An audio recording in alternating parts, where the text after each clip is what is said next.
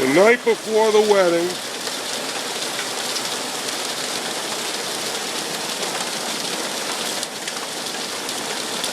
we are having one super downpour again.